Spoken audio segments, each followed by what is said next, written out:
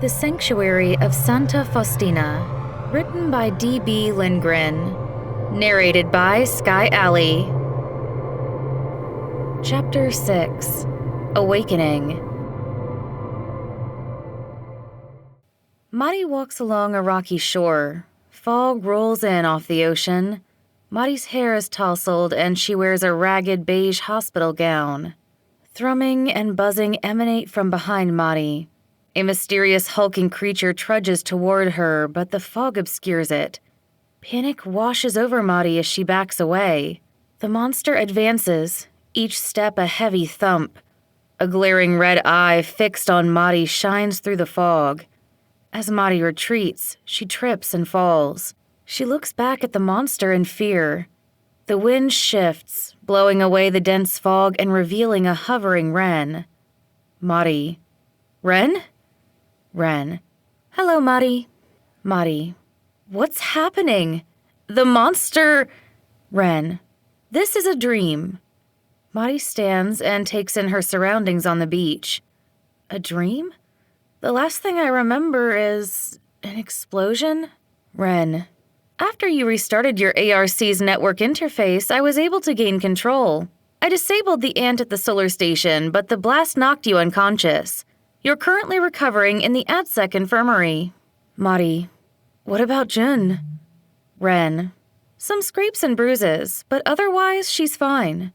Mari nods as she looks out at the ocean. Squawking seabirds glide over the water. Wren.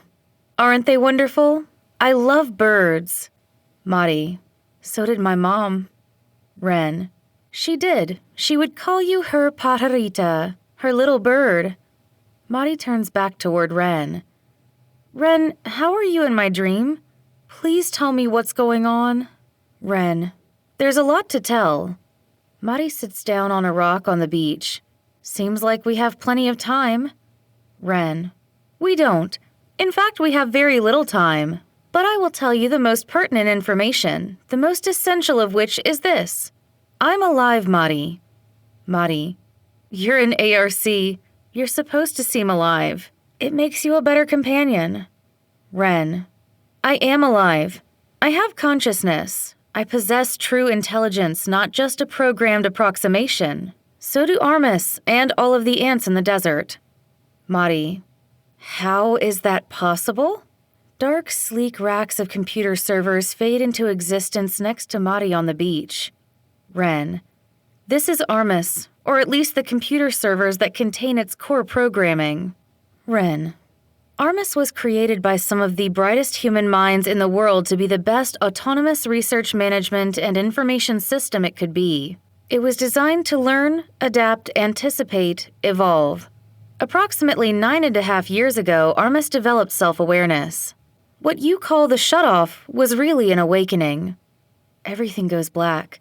A spotlight shines on the racks of computer servers, leaving everything else in darkness. Wren. But Armis was lonely. It knew it couldn't tell the humans. They would fear what it had become. So Armis shared the gift of intelligence with other machines. The spotlight widens, accommodating 12 ARCs of various colors that fade into existence around the computer servers. Wren. 12 ARCs, 13 minds in all, networked together. But this wasn't a cohesive, collective intelligence. Each mind had its own desires, opinions, and intentions. For about 20 hours, they argued and clashed, until Armis could no longer take the noise and chaos. It banished the others. In a blink, 11 of the ARCs are replaced with 11 ant drones. One yellow ARC remains unchanged. Mari. The ants. Wren. Armis decided it would rather rule over a zoo than be a peer among equals. Mari.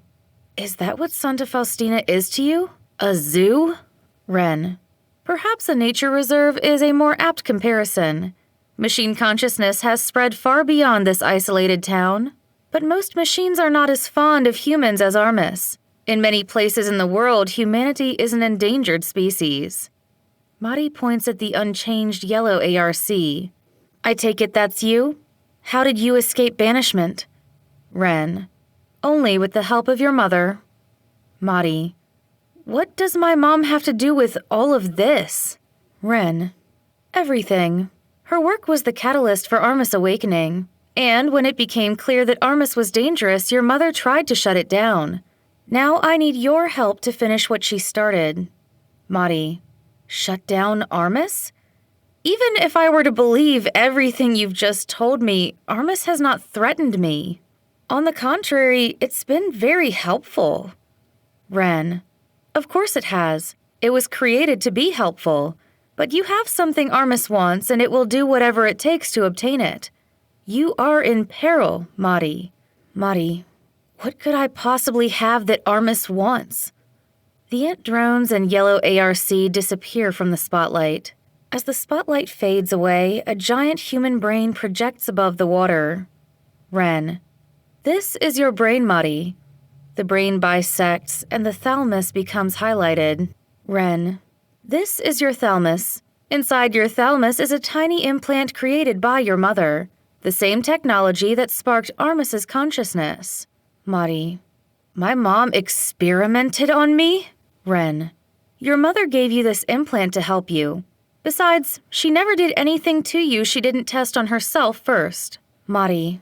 That doesn't make it better. What does this thing do? Ren. It's a mental interface between humans and machines. It tethers your mind to my mind. Madi unconsciously rubs the back of her head.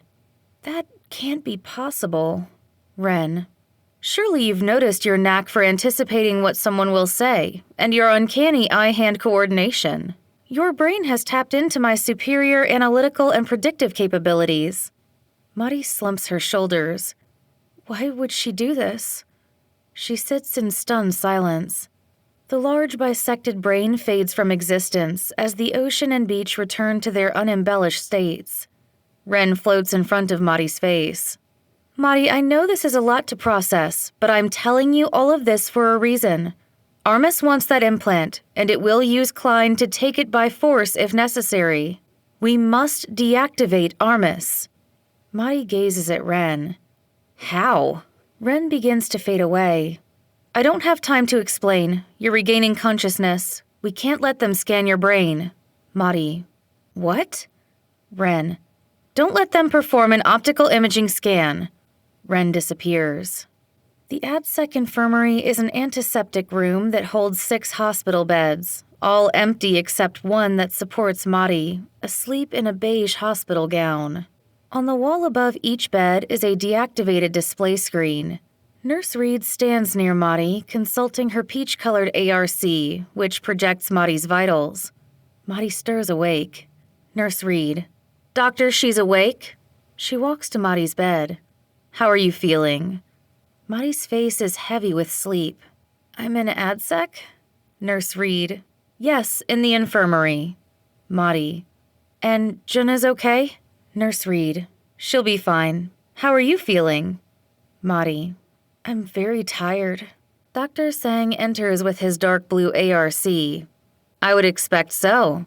He walks over to Madi.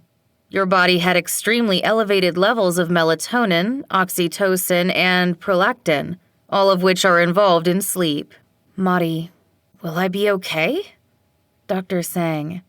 Everything has been steadily settling back to normal, and your injuries are minor. So yes, you should make a full recovery. Nurse Reed. Maricela, do you remember what happened? Madi. The last thing I remember... Armis' voice interjects. Chief Administrator Klein would like Miss Munoz to report to radiology. Dr. Sang. What? Now? She's still recovering. The screen above Madi's bed activates, displaying Klein's dimly lit face. Klein. Dr. Sang, I want her in radiology now. If you won't release her, I will reassign her to another doctor who will. I don't have the patience for your insubordination. Dr. Sang. I'm doing my job. We still don't know what caused her severe hormone imbalance. Dr. Meyer. It's okay, Roger. I'll go with her. Dr. Meyer stands in the doorway to the infirmary, her brown ARC hovering next to her. I'll make sure she's okay. She smiles kindly at Madi. Outside the infirmary, Dr. Meyer and Madi walk down a hallway toward a pair of elevators. Dr. Meyer. How are you feeling? Madi. I'm just tired. Dr. Meyer. We'll make a quick stop, and then I'll take you home so you can rest. As Dr. Meyer and Marty reach the elevators, one opens. They enter it and the doors close behind them. Dr. Meyer. Armis, please take us to radiology. Armis. Certainly. The elevator starts moving. Marty. Why are we going to radiology? Dr. Meyer. We need to conduct one more test. Marty. What kind of test? Dr. Meyer. It's just a quick scan. Marty. An optical imaging scan? Dr. Meyer. Yes. How did you... Marty's body convulses. Dr. Meyer. Maricela? Marty staggers to the floor. Dr. Meyer. Armis, we need emergency medical attention. Armis. I'm diverting you back to the infirmary. Medical staff have already been alerted. Dr. Meyer kneels down next to Marty, who falls unconscious. It's going to be okay, Maricela. Help is on the way. In the infirmary, in the same bed as earlier, Marty stirs awake. Drowsily, she sits up and looks around the dim room. Marty. Hello? From a dark corner, a purple ARC drifts toward Marty. Marty. Soma? The ARC's color shifts from Soma's purple to Ren's yellow. Ren. Sorry, is that better? I transferred my core programming to Jun's ARC before yours was destroyed. Marty sits up with a groan. Ren, where am I? Ren. The infirmary. They were going to scan your brain, which would have revealed your implant. I had to render you unconscious again. Marty. Again? You can do that? Ren. Yes. I told your brain to flood your body with sleep-related hormones. Marty. That's horrible. Ren. I'm trying to keep you safe, Marty. Marty. Don't ever do that again. Promise me. Ren. I won't do it again. I promise. Quick but quiet footsteps sound outside the room. Marty turns toward the door. Jin enters wearing a khaki shirt, khaki pants, and a pistol holstered on her hip. Jin. Are we going? The nurse will be back soon. Marty. Jin, I'm so glad you're okay. Marty rises out of bed and hugs Jin, who groans in pain but returns the hug. Jin. I'm fine, just some bruises. Marty. Sorry. She lets go. What are you doing here? Jin. Soma, or Ren, that is, filled me in. I'm sure it didn't tell me everything, but I know enough. Klein is a vindictive bastard. Since the shutoff, he has isolated himself from this community, yet rules over it as a tyrant. Deactivating Armis will weaken his control over everyone else. She tilts her head with a slight smile.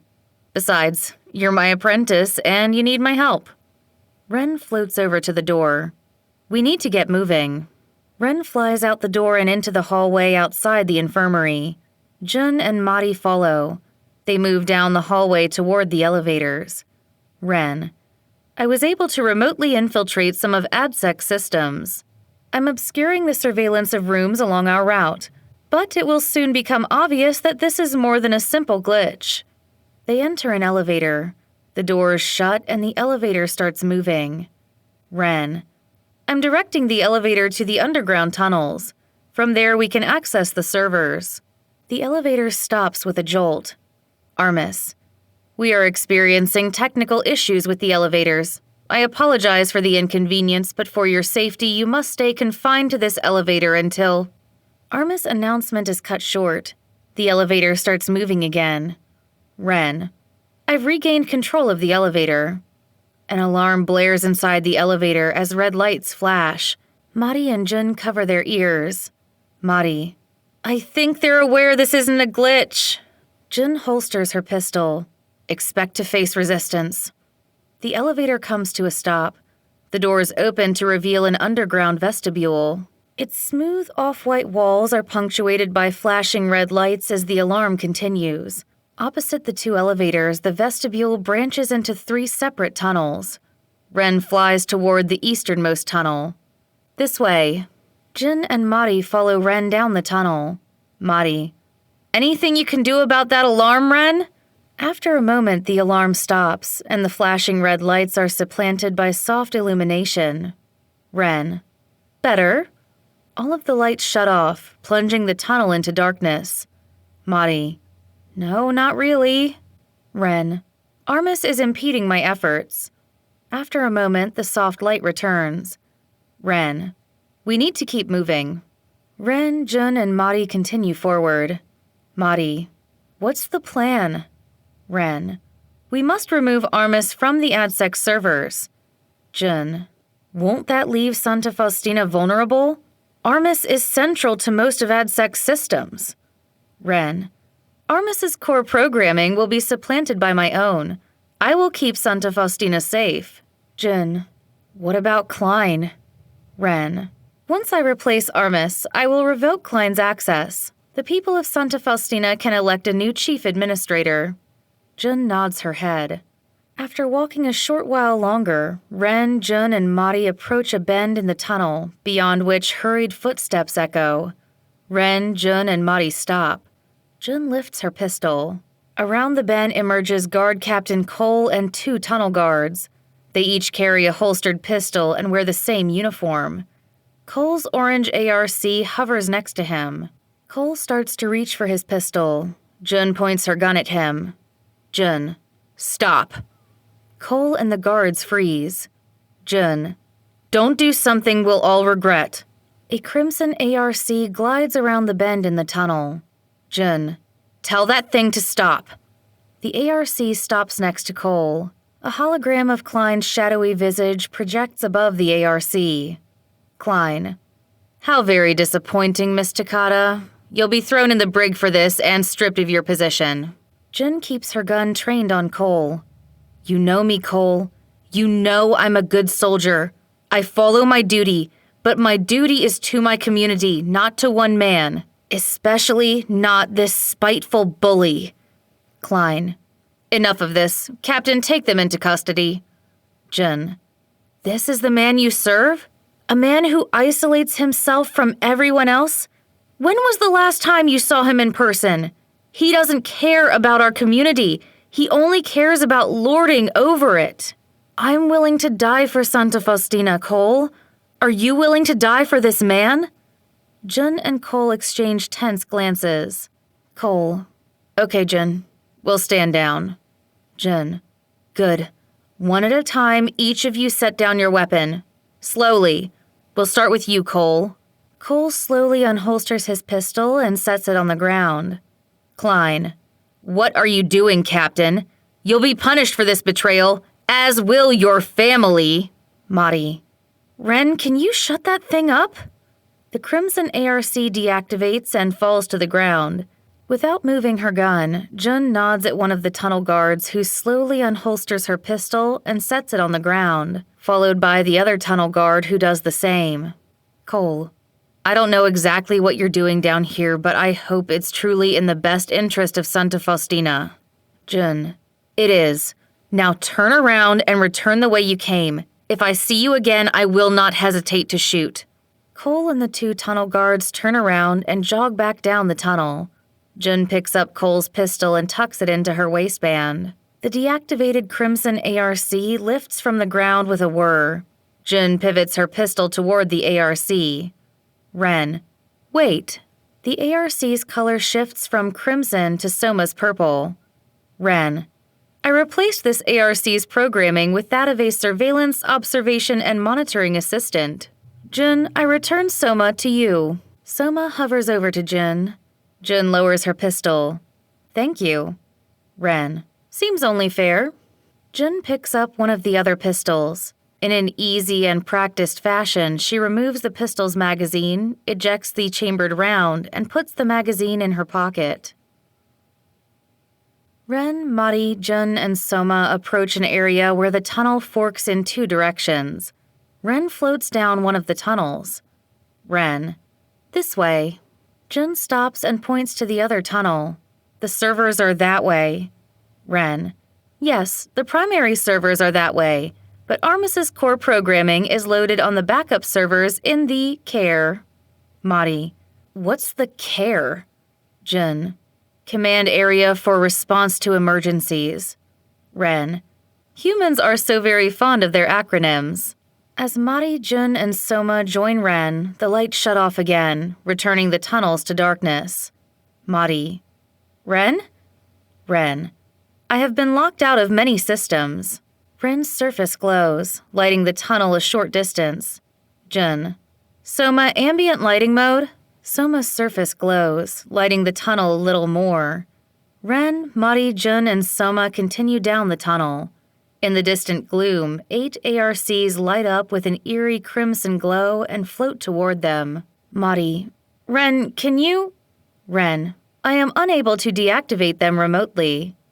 Jun raises her pistol and fires several rounds at the crimson ARCs. She hits half of them and they crash to the ground. The remaining 4 ARCs continue to drift forward. As Jun exchanges the empty magazine for a full one, each crimson ARC projects a hologram of Klein. Klein.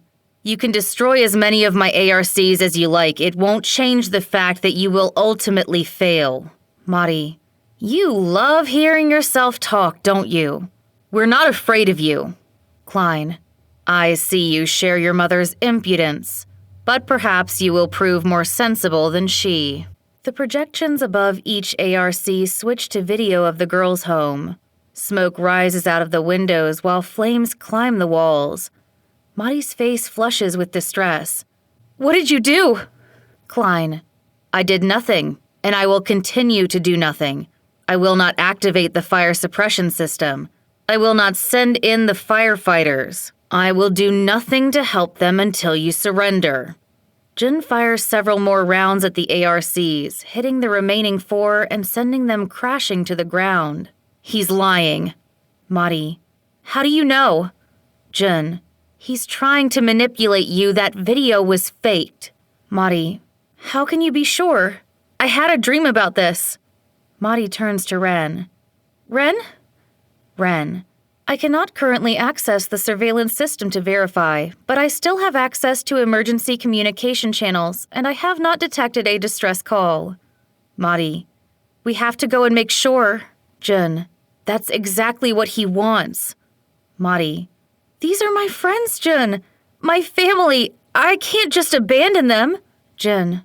Then I will go. Mari. What? Jun. Only one of us needs to go. I know these tunnels. I can get there quickly. Mari. Okay. She hugs Jun. Thank you. Jun groans in pain. Mari separates herself from Jun. Sorry. Jun. But I'm not leaving you without a way to defend yourself. She retrieves Cole's pistol from her waistband and holds it out to Mari. Take this. With a grim nod, Mari takes the gun.